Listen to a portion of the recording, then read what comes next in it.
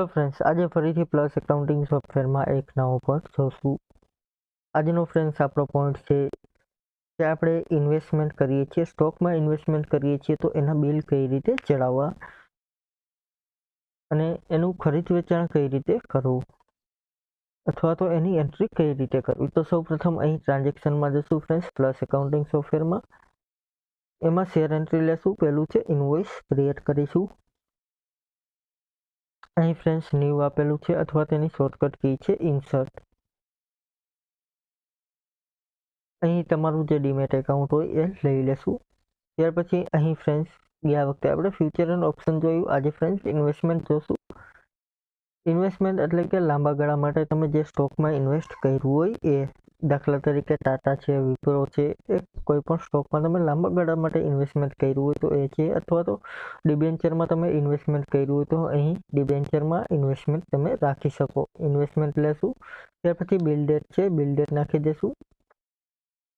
Voucher number આપેલા છે, નાખી દેશું. બિલ નંબર નાખી દેશું. ત્યાર પછી અહીં પ્રોડક્ટ નેમ છે ફ્રેન્ડ્સ, અહીં આપણે ફ્યુચર એન્ડ ઓપ્શનની પ્રોડક્ટ શો કરશે. અહીં ફ્રેન્ડ્સ આપણે નવી પ્રોડક્ટ બનાવીશું.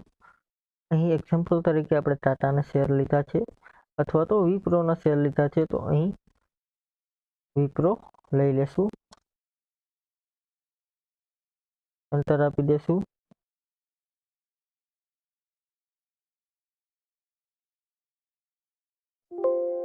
જીએસટી 18% લઈ લેશું. HNS કોડ લઈ લેશું. અહીં રાખી દેશું શેર, એમાં રાખી દેશું ફ્રેન્ડ્સ ઇન્વેસ્ટમેન્ટ. એન્ટર આપીશું. અહીં 18 રાખી દેશું. અહીં પણ 18 રાખી દેશું. એન્ટર આપીને પ્રોડક્ટ સેવ કરીશું. હવે અહીં વિપ્રોના શેર આપણે જોવા મળશે. પહેલું છે ફ્રેન્ડ્સ પરચેસ લઈ લેશું.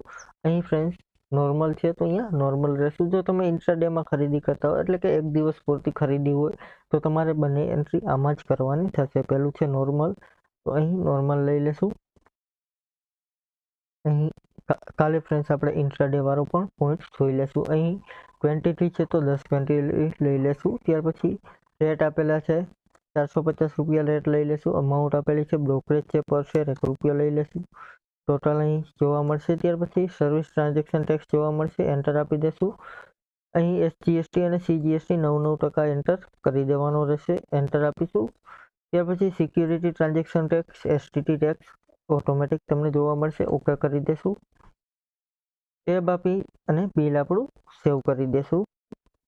અથવા સ્ટેમ્પ ડ્યુટી કે એ કાંઈ એડ થતું હોય તો અહીં તમારે એ એડ કરવાનું રહેશે. એન્ટર આપીને આપણે ટેબ આપીને બિલ સેવ કરવાનું રહેશે.